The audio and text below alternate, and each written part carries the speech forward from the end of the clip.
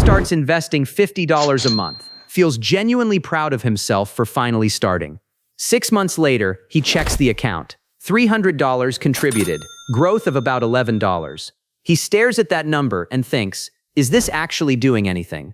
He's not wrong that $11 looks small. He's wrong about what that number is actually supposed to tell him at this exact stage.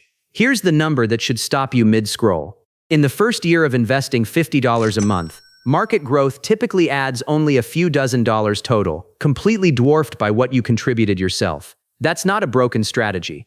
That's just what year one of this specific math always looks like, for literally everyone who's ever started small. This isn't a video telling you $50 a month will make you rich.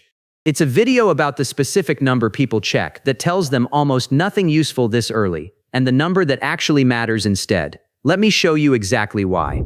My name is Alex, and today on Wealth Adjacent, we're taking apart the discouragement that convinces people to quit right before it would have started working.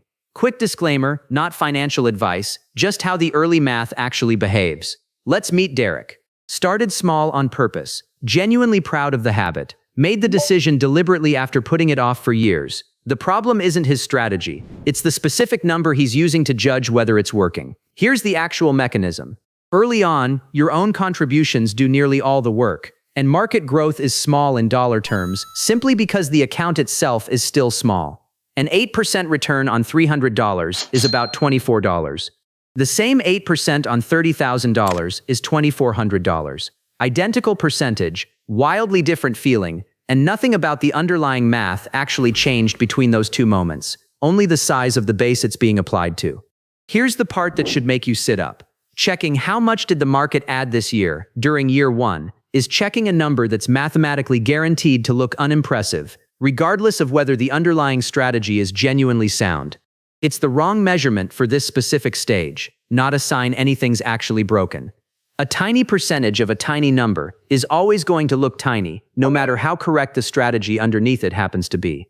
This is exactly where people quit, right at the point where the visible number looks most discouraging, which is also, ironically, the exact point that determines whether there's ever a base large enough for compounding to eventually feel meaningful at all. Quitting in month 7 doesn't just pause progress, it resets the clock entirely the next time someone tries to start again.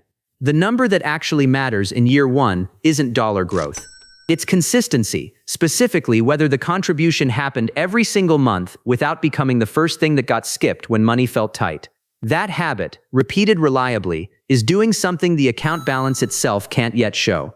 There's a specific comparison worth naming here, because it explains exactly why this particular discouragement hits so hard.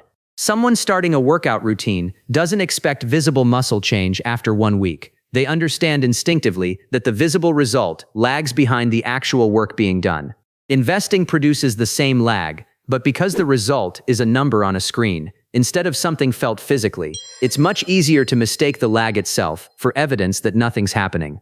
There's also a specific pattern worth naming around how this discouragement tends to peak at a predictable moment. It rarely hits in month 1, when the excitement of starting is still fresh. It tends to hit somewhere around month 4 to 8, once the novelty has worn off, but the account still looks essentially identical to what was contributed, the exact window where the gap between effort and visible reward feels widest.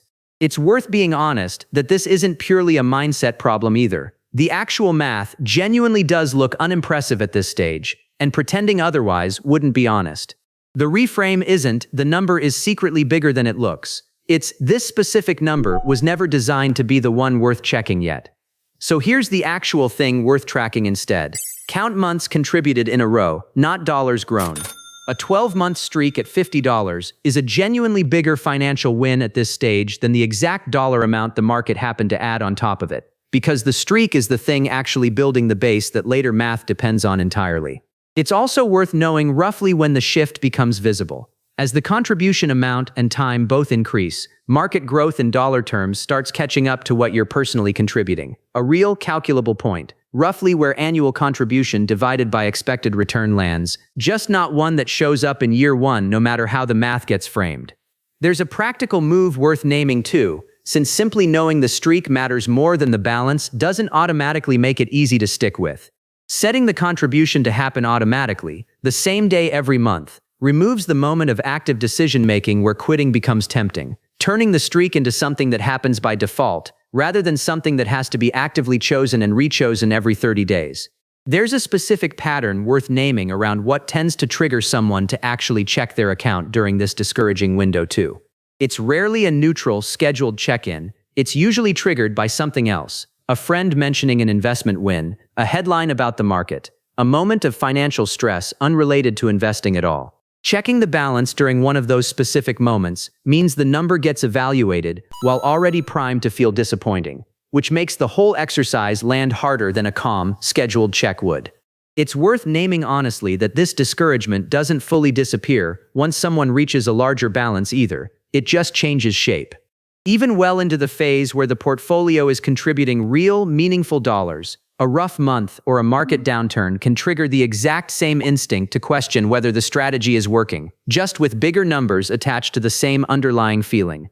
Learning to separate the emotional reaction from the actual math early, at $50, is genuinely good practice for handling that same instinct later, at a much larger scale where the stakes are considerably higher. So here's where we land. This isn't about $50 being enough or not enough forever. It's about not quitting during the one phase where quitting costs the most. Derek stopped checking growth dollars every month, started tracking his contribution streak instead, and kept going past the exact point where he'd almost stopped. The point was never that the early numbers are secretly impressive if you look at them right. It's that they were never the number worth using to judge whether to keep going in the first place. Track the streak, not the growth, especially in year one. If this helped, hit like, subscribe, and tell me in the comments, how long is your own current streak? I'll see you in the next one.